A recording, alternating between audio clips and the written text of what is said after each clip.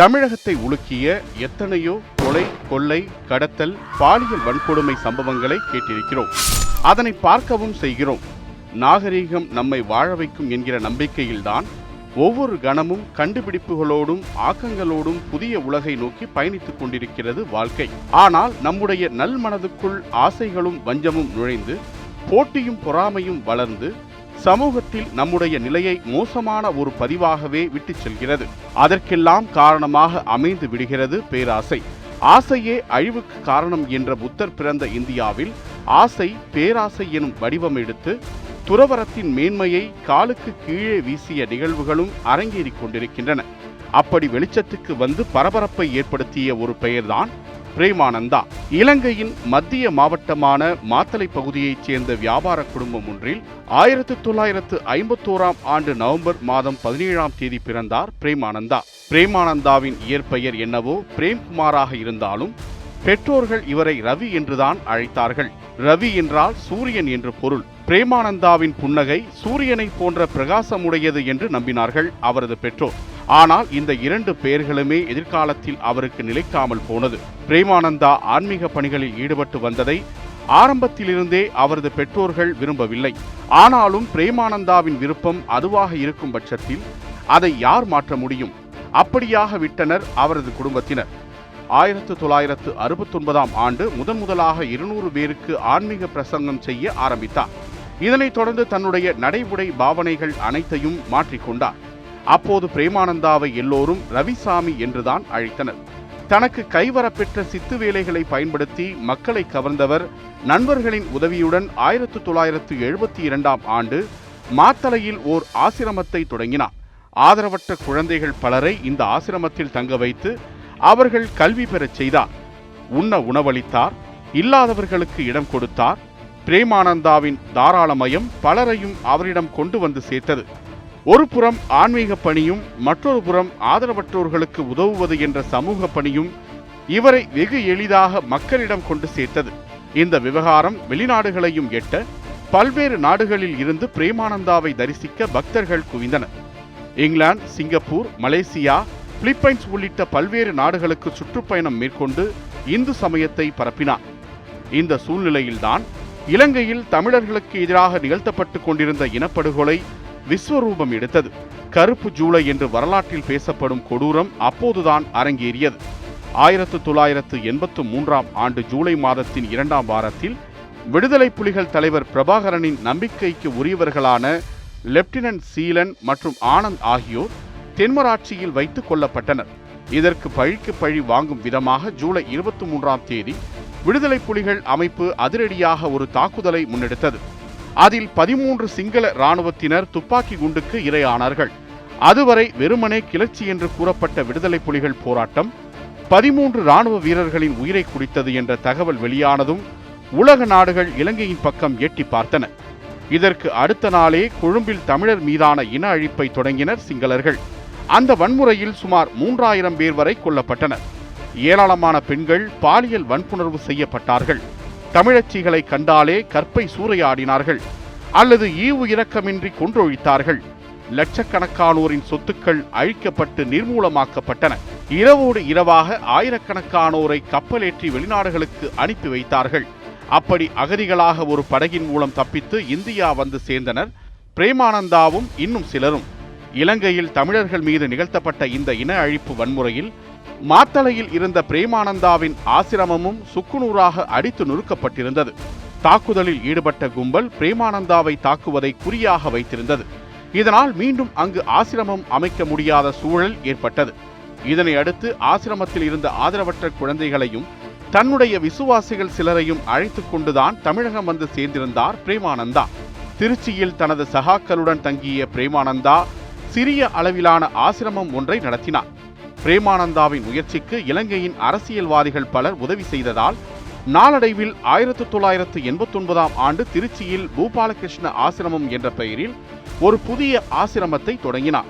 திருச்சி விராலிமலை அடுத்த பாத்திமா நகரில் ஆரம்பிக்கப்பட்ட அந்த ஆசிரமம் 150 ஏக்கரில் விசாலமாக பறந்து விரிந்து காணப்பட்டது. ஆசிரமத்துக்கு சொத்துக்கள் சேர சேர 5 ஆண்டில் ஆசிரமத்துக்கு முடிவுரை எழுதுவதற்கான சம்பவம் ஒன்றும் தானாகவே நடந்தேறியது. ஆனால் அதைத்தான் யாரும் எதிர்பார்த்திருக்கவில்லை. வாயிலிருந்து திருநீர் கொட்டுவது, சிவலிங்கம் வரவழைப்பது, அந்தரத்தில் கையை அசைத்து குங்குமம் எடுப்பது, சந்தனத்தூள், ருத்ராட்ச கொட்டைகள் போன்றவற்றை வரவழைப்பது போன்ற சித்து வேலைகளை காட்டியதால் பிரேமானந்தாவுக்கு பக்தர்கள் மத்தியில் அதிக மவுசு ஏற்பட தொடங்கியிருந்தது. போதாக்குறைக்கு வெளிநாட்டவர்களும் ஆசிரமத்தில் வந்து குவிய பிரேமானந்தாவை சந்தித்து ஆசி பெறுவதற்காக ஒரு கூட்டம் எப்போதும் தயாராக இருந்தது. ஆசிரமத்துக்கு என்று சொத்துக்கள் இருந்ததால் அவ்வப்போது மக்கள் பணிகளுக்கு செலவிடுவதையும் ஆசிரம அறக்கட்டளை கவனித்துக் கொண்டது. இலங்கையின் மாத்தரை போலவே விராலிமலை மடத்திலும் 100 சிறுவர்கள், 100 சிறுமியர்கள் என ஆதரவற்ற குழந்தைகள் ஆசிரமத்தில் சேர்க்கப்பட்டு வளர்க்கப்பட்டனர். அவர்களுக்கு தேவையான அனைத்து வசதிகளும் ஆசிரமத்தில் இருந்தன. இவர்களில் பெரும்பாலானோர் இலங்கையைச் சேர்ந்தவர்களாக இருந்தனர். அனைத்து குழந்தைகளுக்கும் இலவச கல்வி கிடைக்க ஏற்பாடு செய்யப்பட்டது. வாரந்தோறும் பிரேமானந்தாவை சந்தித்து ஆசி பெறுவதற்காகவும் மன அமைதி தேடவும் அவரது ஆசிரமத்துக்கு முக்கிய பிரமுகர்கள் பலரும் வருகை தந்து காத்து கிடந்தனர். பொதுமக்கள் கூட்டம் கூட்டமாக படையெடுத்தனர்.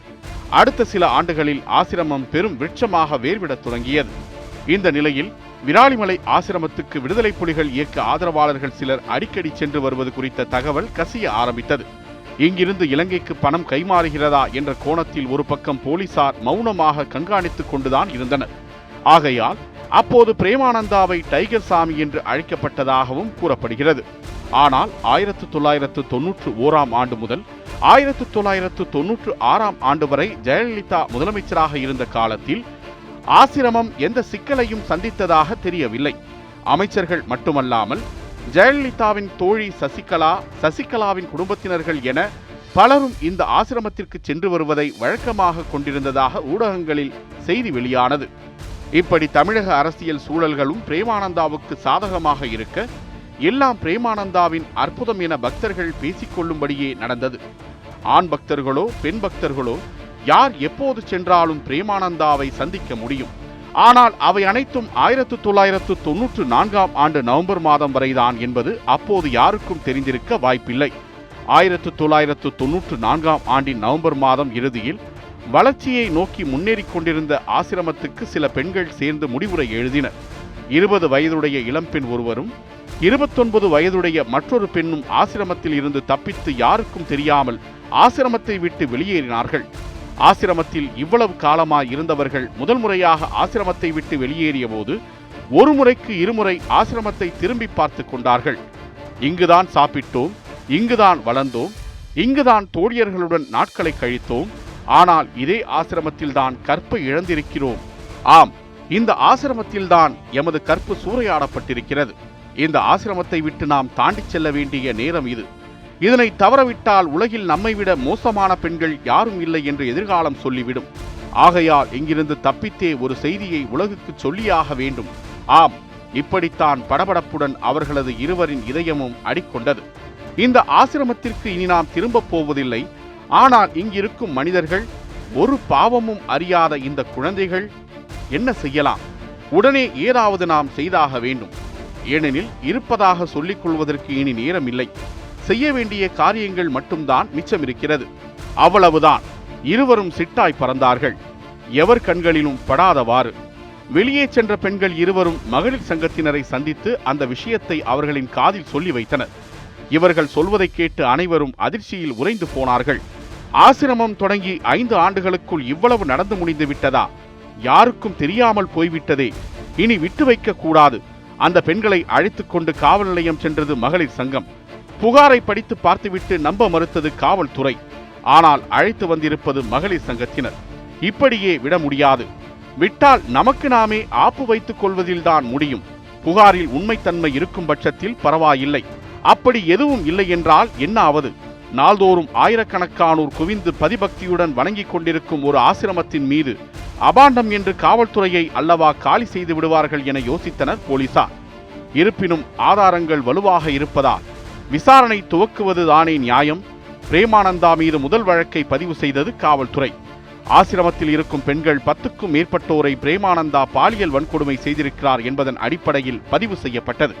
இந்த விவகாரங்கள் தெரிந்த இலங்கையைச் சேர்ந்த பொறியாளர் ரவி சிதம்பரநாதன் என்பவரை 1991 ஆண்டு கொலை செய்து ஆசிரமத்தின் உள்ளேயே புதைத்து விட்டதாகவும் அடுக்கடுக்கான குற்றச்சாட்டுகளை முன்வைத்தனர் பாதிக்கப்பட்ட பெண்கள். அதனை உறுதிப்படுத்தும் வகையில் தேவையான ஆதாரங்களையும் காவல்துறையின் வசம் ஒப்படைத்ததால் திக்குமுக்காடி போனது காவல்துறை. இதனைத் தொடர்ந்து நடைபெற்ற செய்தியாளர் சந்திப்பில் ஆசிரமத்தில் நடக்கும் அட்டூழியங்கள் குறித்து அக்குவேறு ஆணிவேராக எடுத்துரைக்க பத்திரிகை உலகமும் வாயடைத்து போனது. செக்ஸ் சாமியார் பிரேமானந்தாவின் அட்டூழியம், ஆசிரமத்தில் அட்டகாசம், ஆசிரம பெண்களுக்கு பாலியல் துன்புறுத்தல் தந்த சாமியார் என்றெல்லாம் எழுதி தள்ளின பத்திரிகைகள். பிரேமானந்தாவிடம் ஆசி பெறுவதற்காக காத்திருந்த அவரது பக்தர்களுக்கு செய்தித்தாள்களில் வெளியான தகவல்கள் அதிர்ச்சியை ஏற்படுத்தின. ஆனால் அப்படித்தான் பத்திரிகைகள் பதிவு செய்திருந்தன.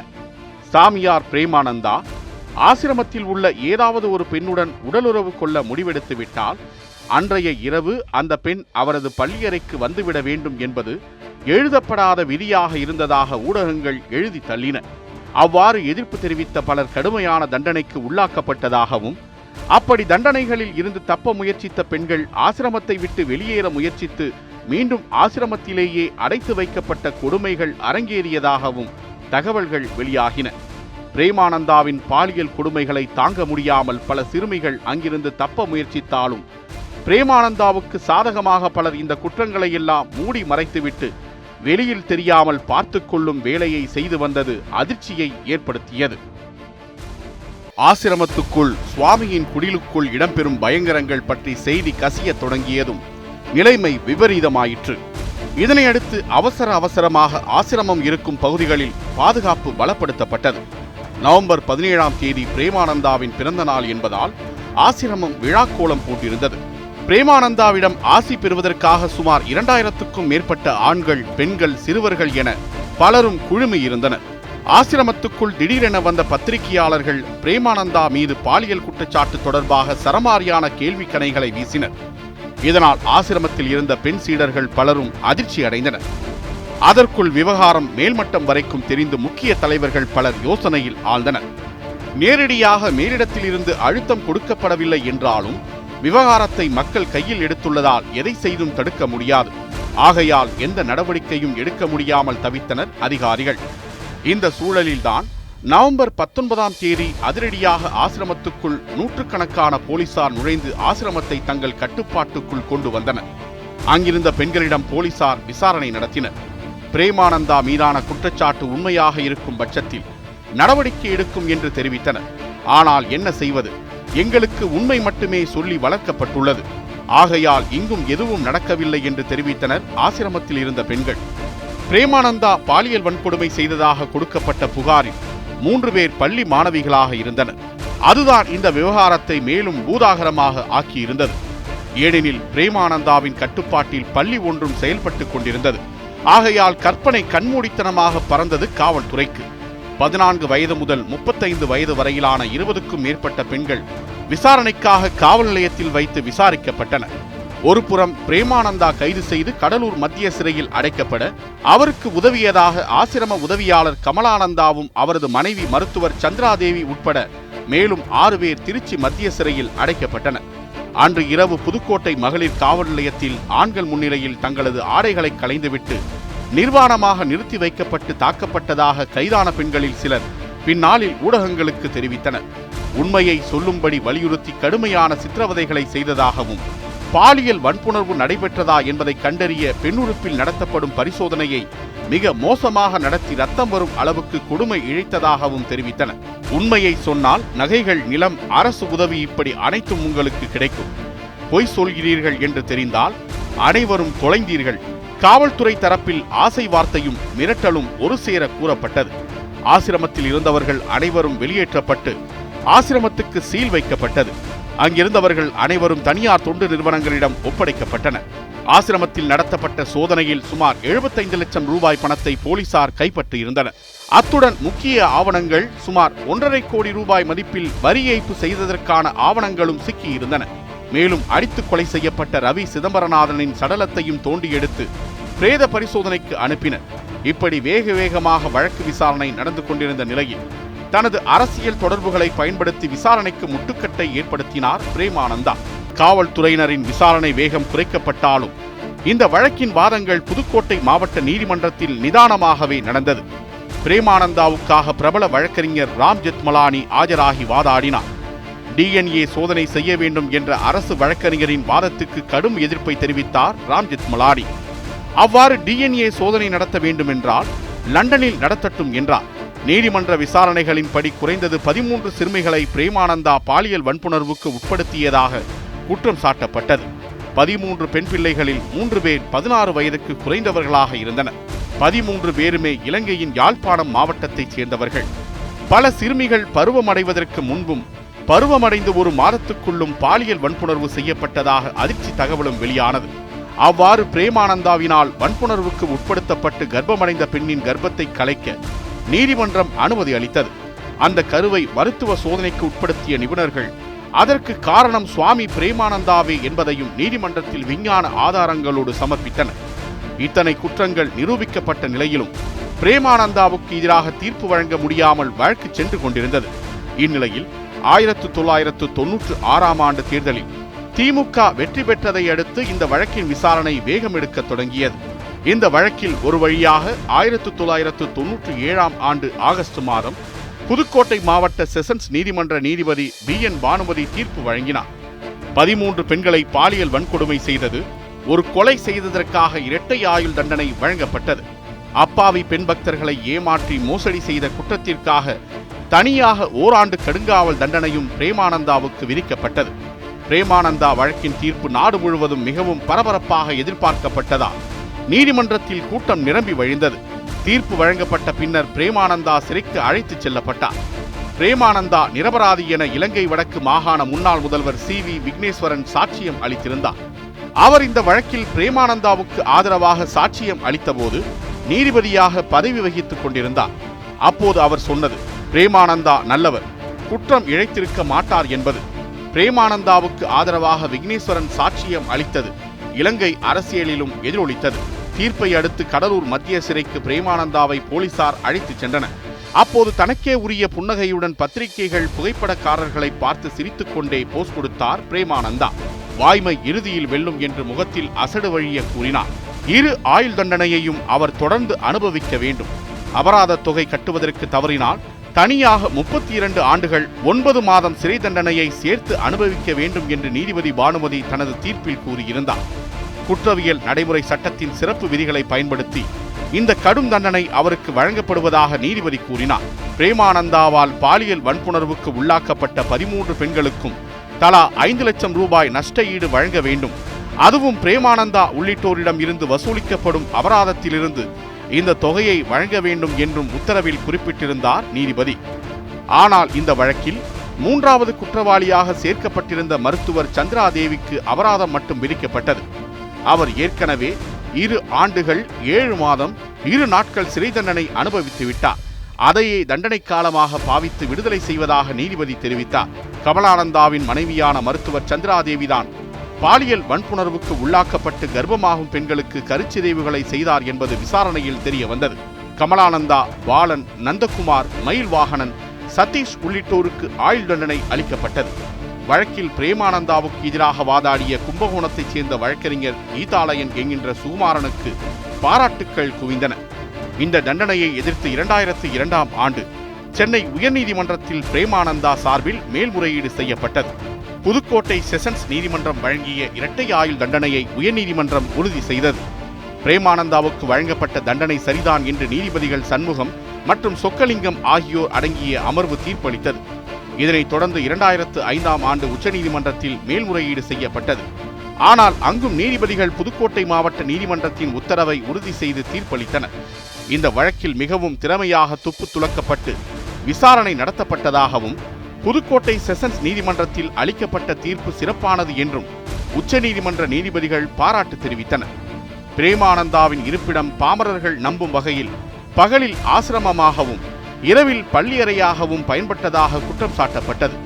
மனிதகுல வளர்ச்சியில் ஏழ்மையும் வறுமையும் நீங்க, பணம் திரட்ட, பதவி உயர்வு பெற சாமியார்களை நாடுவது தொன்று தொட்டு வரும் மூடப்பழக்கமாகும். இதனை அறிஞர் அண்ணா தான் எழுதிய வேலைக்காரி என்ற நாடகத்தில் விமர்சித்திருந்தார். பிரேமானந்தா பிணையில் விட உயர்நீதிமன்றத்தில் மனு தாக்கல் செய்தாலும் அவரை வெளியில் விட்டால் சாட்சியங்களை அழிப்பதற்கு வாய்ப்புள்ளதாக கருதி நீதிமன்றம் பிணை வழங்க மறுத்து வந்தது. ஆயினும் தனது சகோதரியின் உடல்நலம் பாதிக்கப்பட்டுள்ளதாகவும் அவரை பார்க்க பரோலில் அனுப்ப வேண்டும் எனவும் விண்ணப்பித்ததை ஏற்று 2007ஆம் ஆண்டு சென்னை உயர்நீதிமன்றம் அனுமதி அளித்தது. இதனை அடுத்து விராலிமலையில் உள்ள ஆசிரமத்திற்கு சென்று சகோதரியை சந்தித்தார். இதேபோன்று 2009ஆம் ஆண்டு மே மாதம் 4ஆம் தேதி பரோலில் வெளிவந்தார். தனது வாழ்நாளில் 17 ஆண்டுகளை சிறையில் கழித்த பிரேமானந்தா சிறையில் இருந்த ஒவ்வொரு நாளும் தாம் தெய்வீக சித்தத்திற்கு முன்னால் சரணடைந்து விட்டதாக கூறி வந்தார். இறுதியாக தொலைக்காட்சி ஒன்றுக்கு அளித்த பேட்டியில், என்னை பற்றி எல்லாவற்றையும் எழுதி இரட்டை ஆயுள் தண்டனை வாங்கி கொடுத்து விட்டீர்கள், இன்னும் என்னை என்ன செய்ய போகிறீர்கள், நான் இறந்தவுடன் என்ன வேண்டுமானாலும் எழுதி கொள்ளுங்கள் என்று கண்ணீர் மல்க குமுறியதாக கூறப்படுகிறது. கடலூர் மத்திய சிறையில் இருந்த பிரேமானந்தா தனது கடைசி காலத்தில் நோய்களால் பீடிக்கப்பட்டார். அடிக்கடி மருத்துவமனையில் அனுமதிக்க வேண்டிய சூழல் ஏற்பட்டதை அடுத்து அவரை புழல் சிறைக்கு மாற்றியது சிறை நிர்வாகம். அங்கும் உடல்நலன் மோசமடைந்ததால் சென்னை ராயப்பேட்டை அரசு மருத்துவமனை அவசர சிகிச்சை பிரிவில் அனுமதிக்கப்பட்டார். பின்னர் தனியார் மருத்துவமனையிலும் சேர்த்து சிகிச்சை அளித்த நிலையில் சிகிச்சை பலனின்றி 2011ஆம் ஆண்டு பிப்ரவரி மாதம் 21ஆம் தேதி பிரேமானந்தா உயிரிழந்தார். அவரது உடல் விராலிமலையில் உள்ள அவரது ஆசிரமத்திலேயே அடக்கம் செய்யப்பட்டது. மழைக்காலத்தில் காளான்கள் முளைப்பது போல துறவரமும் முளைத்து விடுவது வெகு ஆபத்தானது என்பதற்கு பிரேமானந்தாவும் ஒரு உதாரணமாகிவிட்டார். ஆனால் இன்றளவும் அவரை வணங்குபவர்கள் 15க்கும் மேற்பட்ட நாடுகளில் உண்டு. கடவுள் இந்த உலகில் நாம் வாழ்வதற்கான வரத்தை தந்துள்ளார். அதை பயன்படுத்தி மற்றவர்களுக்கு நல்லது செய்ய வேண்டும். மற்றவர்களின் வாழ்க்கையில் தீர்க்க முடியாத விஷயங்களை தீர்த்து வைக்க வேண்டும். இதன் மூலம் மற்றவர்களின் வாழ்க்கையில் ஒரு சிறு மாற்றத்தையாவது ஏற்படுத்த முடியும். இதற்காக பணமோ பொருளோ வாங்குவதில்லை. இதை பிரேமானந்தா தான் ஒரு பேட்டியில் சொன்னார். ஆனால் இந்த சொல்படி அவர் வாழ்ந்தாரா என்பது அவருக்கு மட்டுமே வெளிச்சம்.